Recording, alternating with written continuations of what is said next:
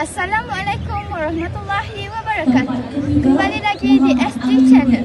Saya Zulaika Bakis akan bersiaran pada hari ini. Pada tanggal 27 Mac 2025, Sekolah Menengah Sains Lungun telah mengadakan penutupan Ihya Ramadan. Mari sama-sama kita saksikan. Segala duka hatiku hilang-hilangkan, semua salah dosaku mohon ampunkan. Air mata lukaku hapus-hapuskan, doa hari-hari ku kabulkan.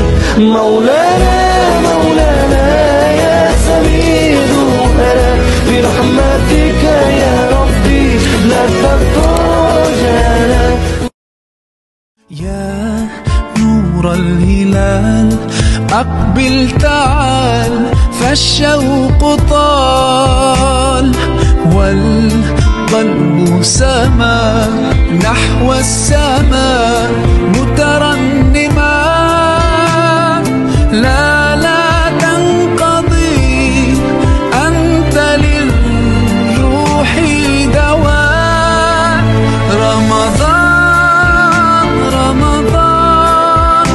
رمضان يا حبيب، رمضان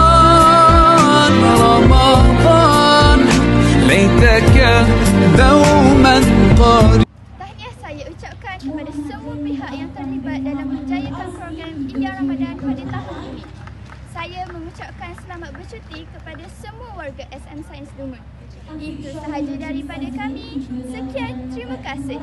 SD Channel always inspiring.